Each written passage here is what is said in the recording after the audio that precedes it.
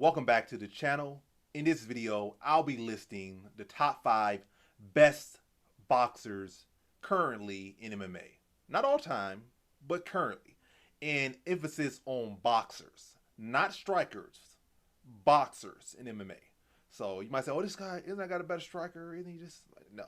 This is boxing. This is the hands and whatnot. In the boxing skills.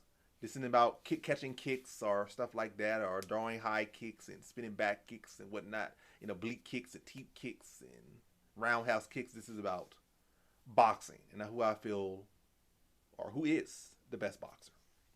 But firstly, I will say, who is not the best boxer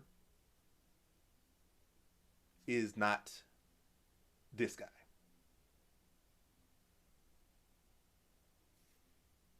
This guy is not the best boxer in MMA or the UFC. Whatever I title this video. But he's not the best boxer. He's not top 5. Honorable mention, but he's not on my top 5. So let's get into my top 5 current best boxers in the UFC, really. I'm going to probably title this MMA. I'm going to title this UFC. Best 5 boxers in the UFC. I'm going to title this video that. I'm going to leave this in here, like, the thought process. It's all going to be in the video. But, yeah, top 5 best UFC boxers. Top 5 best boxers in the UFC. And, so, yeah, let's get into the list. All right, into the list. Number 5. Number 5 on the list is none other than Petr Yan. Former UFC bantamweight champion, Petr Yan. So, this must be a pretty good list. A fighter that a lot of people feel is the best boxer in MMA, or one of the best boxers, or at least probably top 3, top 2 on a lot of lists. I have him on number 5, so this must be an amazing list. It must be an amazing list. And I agree. I think it's an amazing list. I think he's at number 5. And I'm assuming, I think what other people think is the number 1 or number 2. Yeah, some of those guys on the list, but are they number 1? We'll see. But number 5 on my list is Petr Yan at number 5. So, yeah, in my opinion, I don't think Petr Yan is that great of a boxer, and that's no insult to him. I think he's a great striker, and low-key, he might be higher on the list as an overall striker. But as far as boxing, I feel like he's too reliant on the high guard, and I don't feel like he uses it as effectively as he can. And I feel like, he, again, too reliant on it, too dependent on it. I don't feel like his head movement is all that great. And I don't feel like his arsenal as far as boxing, he has good, setups. He has good eyes for the most part. Could be better. I feel like that's another reason why he's so reliant on guard. High guard is a very good defense. It's tactical. It allows you to, analyze your opponent, catch and counter, play off it well. But also kind of a lot of people that do rely so heavily on high guard are people that don't have the best head move, don't have necessarily the best footwork. They use that to kind of walk you down a little bit, catch stuff, because normally they don't have the eyes and the reflexes, the best reflex to really be able to avoid, slip, and counter and bang. So they always kind of just hide it behind that high guard a lot. And I feel like Petr Yan does that. And he's, a lot of times, he's opened up the middle. It has been cracked a lot of times up the middle, whether it be with uppercuts or stepping knees, like pretty much like every single fight, I think he's get hit with a stepping knee or something, which isn't boxing, but the uppercuts there as well. But again, the boxing MMA at this moment, it's good. It's improving rapidly. But I feel like in the realm of boxing or against better boxers, I think he'd be getting his head pushed back with uppercuts all day. I don't feel like his high guard is all that great. It's good where he's at, but yeah, I don't feel like his boxing selection is all that good. I don't feel like his footwork is all that good. I don't feel like his head moves all that good. But he's very educated. He's very smart. But I don't feel like he's that. I feel like overall he's a better kickboxer, in my opinion, than he is a boxer.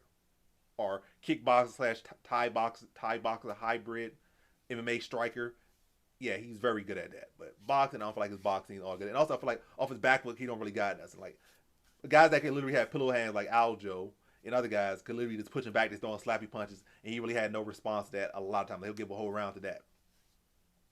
And you could continually push him back. He don't really have no answer, as we saw with Rob. And it was a mixture of wrestling, but in general, I see this in general a lot of times. If guys are able to just to push the pace and throw volume off his back, he really don't got a lot of stuff. So that's another big fact. I don't feel like his head moves all that great.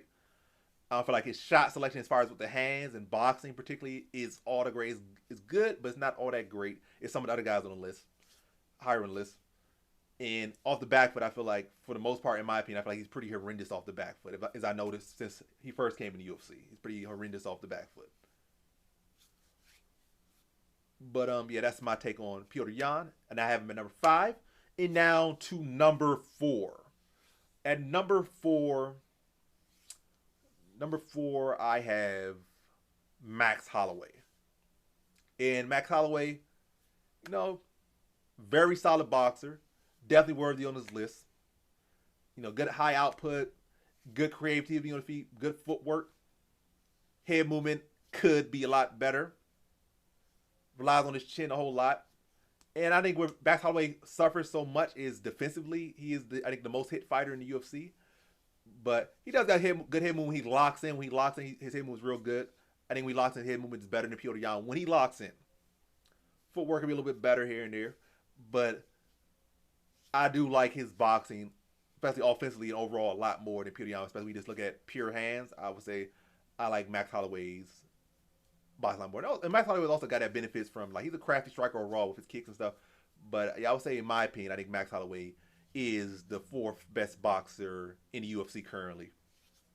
And yes, I think crafty, good combination, good head movement, good jab, pretty good footwork. Head movement and defense overall could be a lot better. But I do feel like he does get, when you throw out high output, you do, like, when you're striking, when you're offensive, that's when you're most susceptible to getting hit. And he does do a lot of high output. He is a high output fighter. And so the double-edged sword is that you throw a high output, you are susceptible to get hit. So that's why he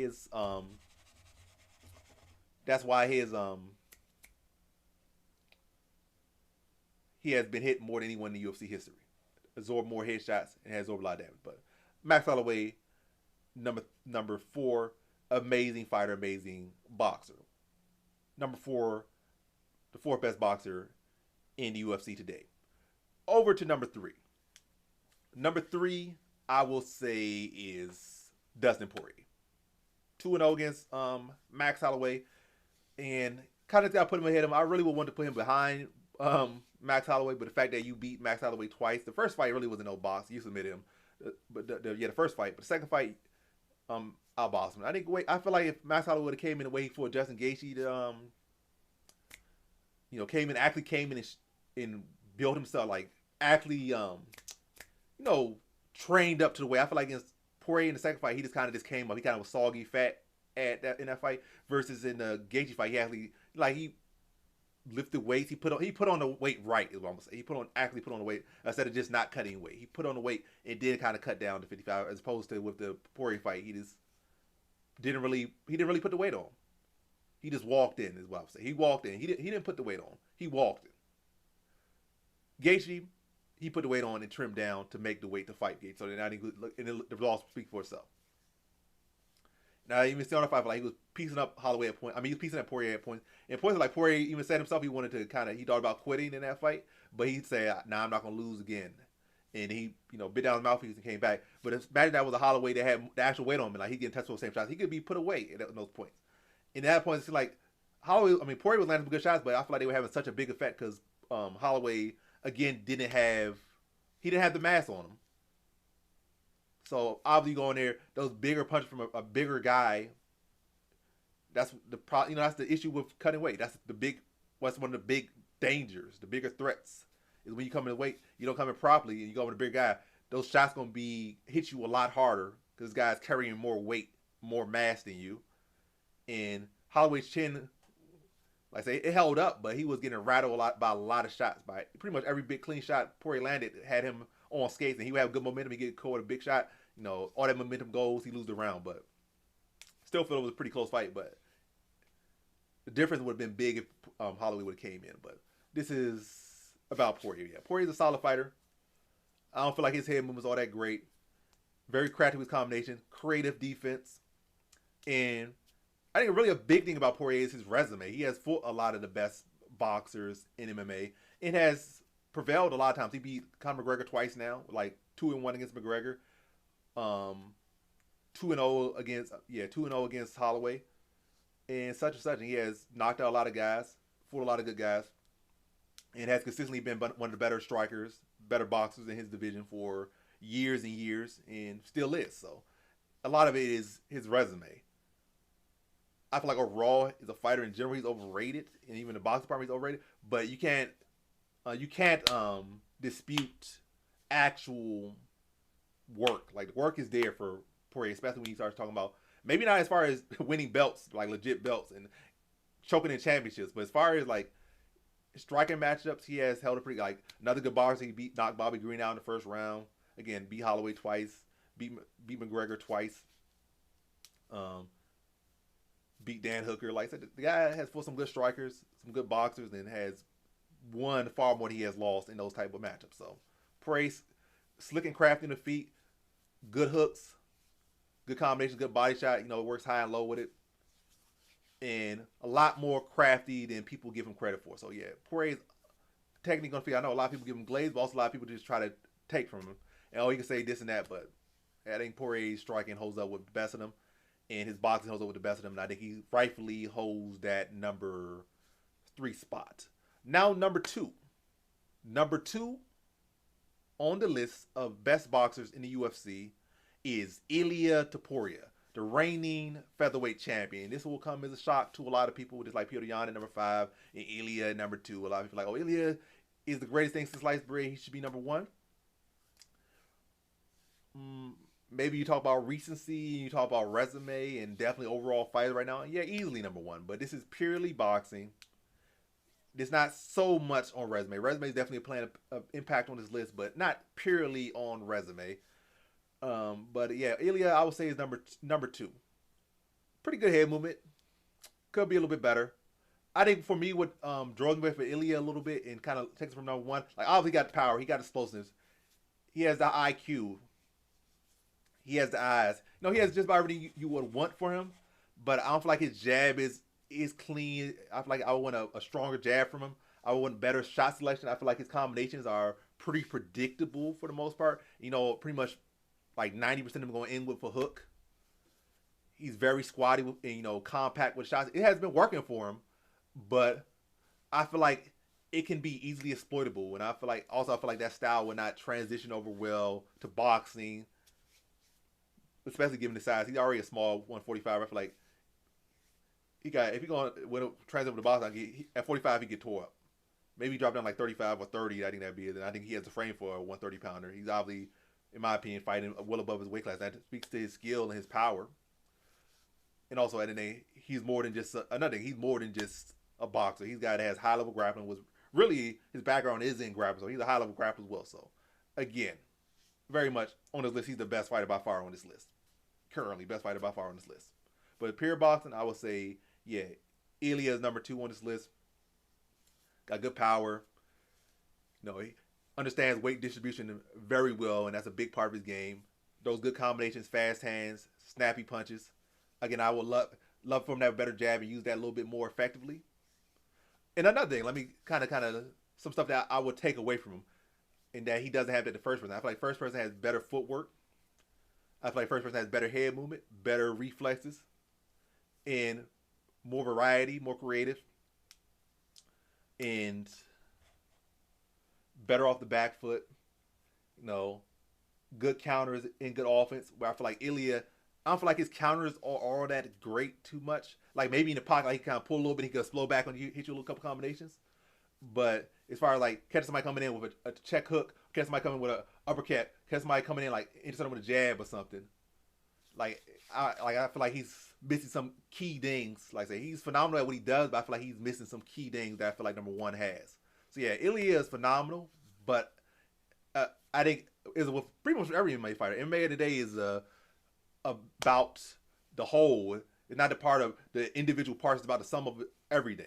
And whether he actually uses that in the fight or it's just the threat of it, the presence of something like, you know, even the Holloway fight, it's the fact that he went for a takedown, you know, opens up his striking even more because the threat is there.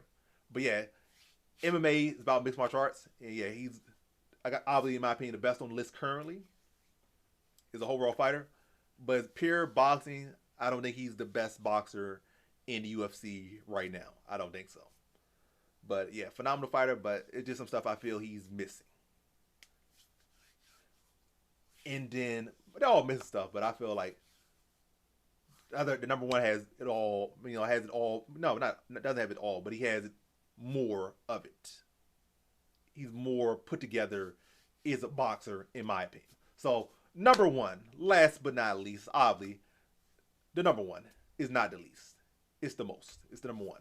So number one on the list of best boxers in the UFC today is none other than the man himself, Mateusz.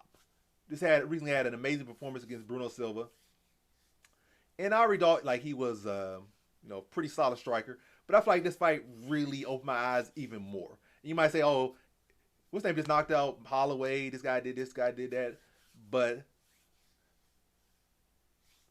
the skills I just think are undeniable, like what I've seen there. Like footwork was there, good, switching stances, chaining combinations, pivoting well, ripping combinations off his back foot, front foot, good reflex, good reads, and just like doing all these things at, obviously weight class play a factor, but still, like, because fibers be fastest, but the process and speed at which he's doing things, and the slim little margins he's evading stuff and landing counters, and even other fights, it's fights that, he didn't fight, I would say the best, I think like he fought a Brazilian recently, a fight he should have, on paper probably should have watched the guy, but it was points like he was just literally just slipping shots so clean in such a small window and is ripping his opponent up and just cleaning him up out there. Like when Mateusz blocks in, he is like, his boxing is cleaner than everyone that's in MMA currently. Like his boxing is cleaner than everybody. His reflex, his eyes, his vision, his footwork. He just be able to clean you up in the pocket, not just like one little shot, pull and counter. Like he could pull and counter, bop, hit you with like a 4-piece combination, 5-piece combination, 6-piece combination. Like this very quick, very sharp, good eyes, good defense.